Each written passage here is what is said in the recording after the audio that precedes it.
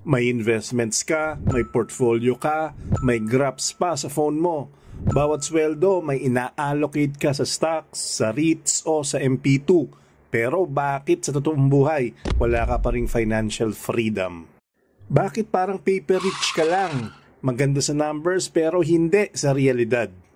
Baka kasi yung inaakala mong strategy, hindi talaga strategy, kundi comfort zone lang.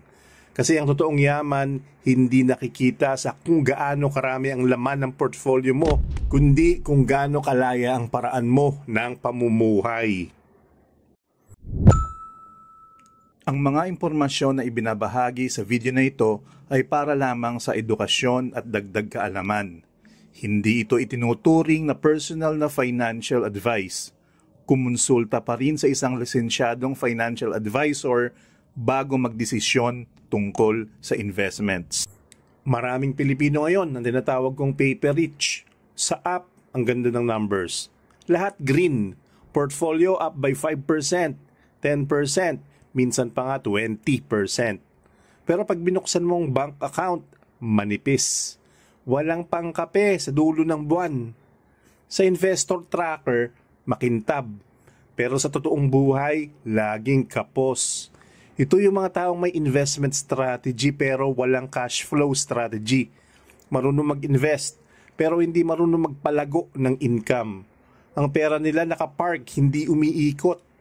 Akala nila nagpapayaman na sila kasi may stocks o mutual funds sila. Pero ang totoo, hindi kumikita ang pera kung hindi dumadaloy. Bumibili ng stocks pero walang planong dagdagan ng puhunan. Nag-i-invest sa kondo pero walang tenant. O kaya naglalagay sa MP2 pero walang dagdag na cash inflow buwan-buwan. Kaya kahit may 5% annual return, hindi pa rin ramdam. Kasi maliit ang pinasok na kapital at walang bagong pumapasok. Ang masakit pa, kapag nagipit, binibenta pa yung investment. Hindi dahil gusto nilang mag-profit, kundi dahil walang steady source of income na susuporta sa strategy nila. Para bang nagtatayo ng bahay sa buhangin, may structure pero walang foundation. Dito mo makikita ang malaking pagkakaiba ng paper rich at cash flow rich. Yung paper rich, maganda lang tingnan sa chart.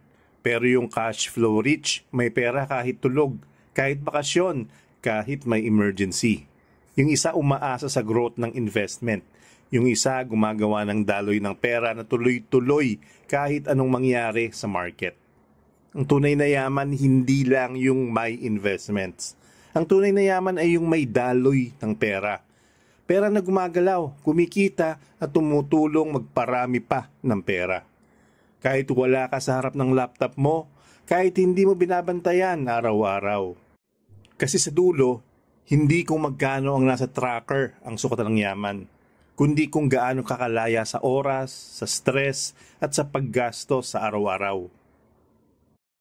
By the way, kung gusto mo ring magsimula sa pag-aaral ng pera at investments, iniligay ko sa description yung mga top financial books na personally kong nire-recommend. Affiliate links yan. Ibig sabihin, kapag bumili ka gamit yung link, may maliit akong komisyon pero walang dagdag na bayad sa'yo. Sa ganitong paraan, natutulungan mo rin akong makagawa pa ng mga free videos tulad nito. Maraming salamat sa support. Nakakala ng marami, strategy ang sagot sa lahat. Kaya binge watch agad ng YouTube tutorials. Basa ng libro, tapos gawa ng Excel sheet na punong-puno ng projection at goals. Feeling ready na, parang next Warren Buffett na. Pero pagdating ng ilang buwan, kapag bumaba ang returns o hindi lumago ang investment gaya ng inaasahan, ang unang reaksyon, baka mali yung strategy ko. Kaya lipat agad sa bago, crypto, tapos real estate, tapos back to stocks. Palit ng diskarte pero walang tumatagal. Ang hindi nila napapansin, hindi strategy ang problema, execution. Marami ang sobrang galing magplano, pero mahina sa consistency. Parang gym, lahat may workout plan, pero ilan lang ang tuloy-tuloy magbuhat. Ganon din sa pera. Lahat gustong yumaman pero konti lang ang consistent mag-ipon, mag-invest buwan-buwan at mag-upgrade ng income source. Minsan kasi gusto natin ng instant results. Gusto natin ng perfect strategy na parang magic formula. Pero sa totoo lang, kahit simpleng strategy, kapag ginawa mo ng tuloy-tuloy, mas malakas pa yan kaysa sa pinakamatalinong plan na hindi mo naman nasimulan. Ang mga totoong yumayaman, hindi dahil sa perfect system nila, kundi dahil kahit boring, kahit paulit-ulit, ginagawa nila araw-araw, buwan-buwan, taon-taon. Habang iba, abala pa rin sa kahahanap ng the next big thing, sila tahimik lang, steady, consistent at long-term ang laro. Hindi mo kailangang baguhin ang strategy mo kada buwan. Hindi mo kailangan makahanap ng mas matalino o mas bagong diskarte. Ang kailangan mo lang ay patakbuhin ang strategy mo ng matagal, ng may disiplina. Kasi sa mundo ng investing, ang consistency ang totoong compound interest. Unti-unti, pero sigurado. Ito yung silent killer ng kahit gaano kagandang investment plan, ang tinatawag na lifestyle inflation. Habang tumataas ang kita mo, tumataas din ang gastos mo. Minsan mas mabilis pa.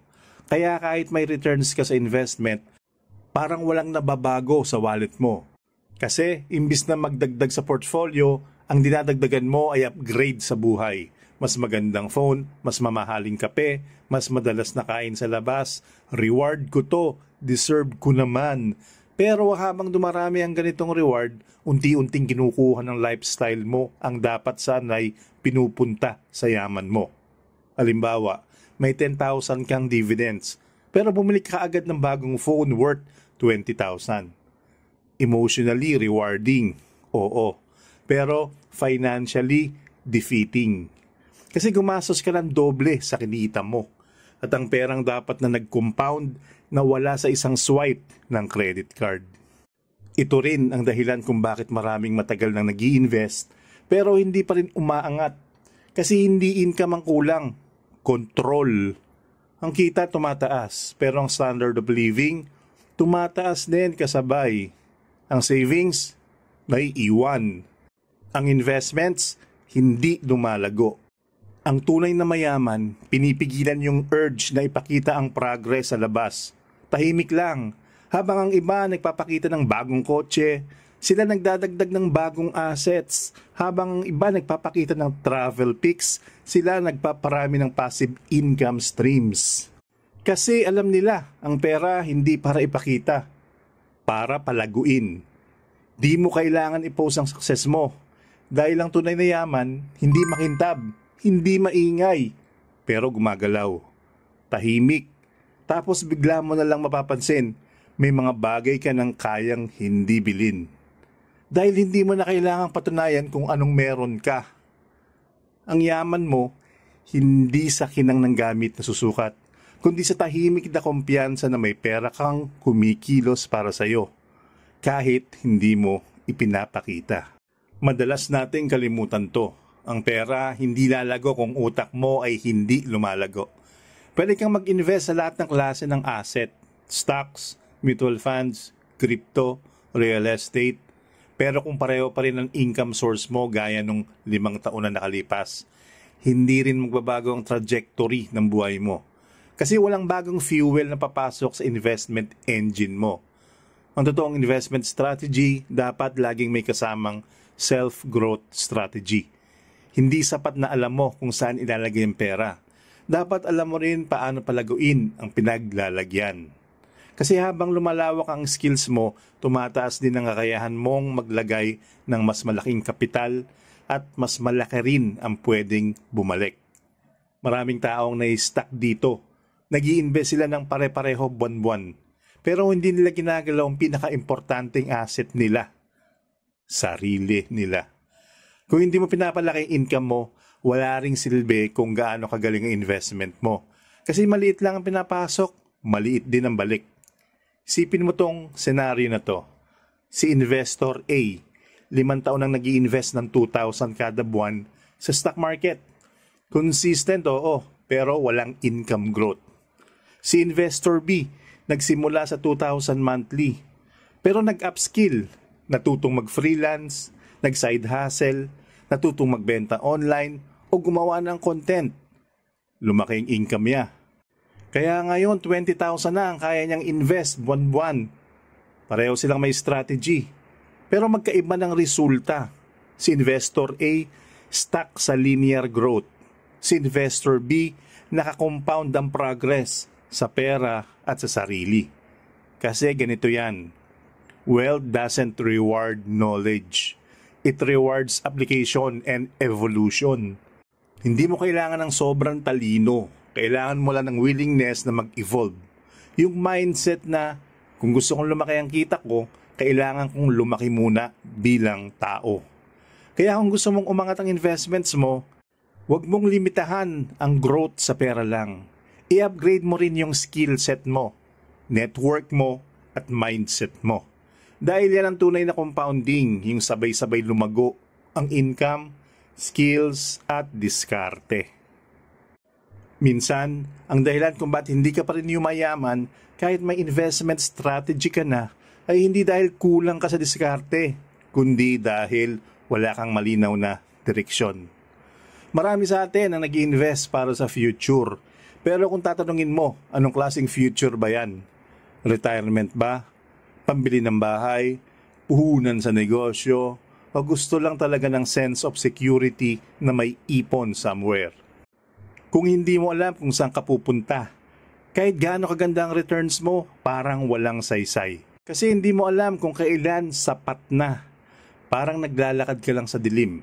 Gumagalaw ka nga pero hindi mo alam kung papunta ka ba sa tamang direksyon.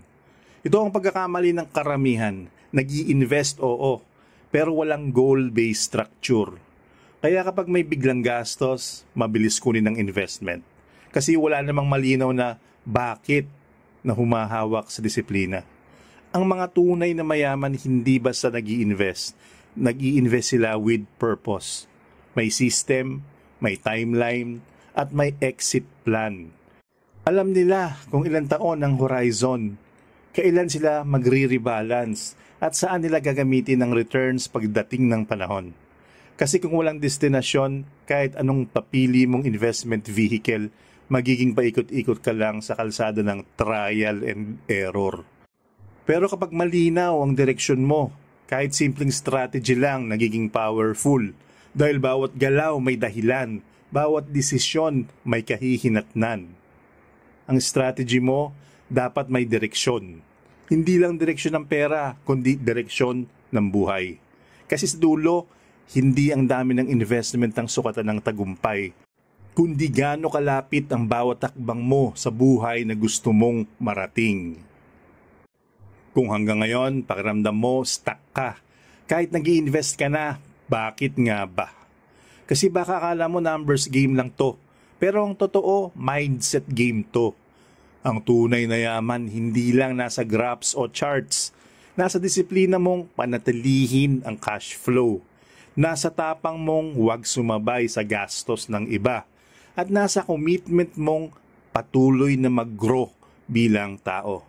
Kaya bago mo tanungin kung tama ba investment strategy mo, tanungin mo muna, may cash flow strategy ba ako? May growth plan ba ako? May goal ba akong sinusundan? Kasi kung oo, hindi mo na kailangan magmukhang mayaman para maging mayaman. Ang yaman tahimik lang, pero totoo. Kung gusto mong matutunan pa kung paano gawing tunay na yaman ang investment strategy mo, subscribe ka na dito sa The Brown Investor. Dito, pera at mindset, sabay nating pinapatubo.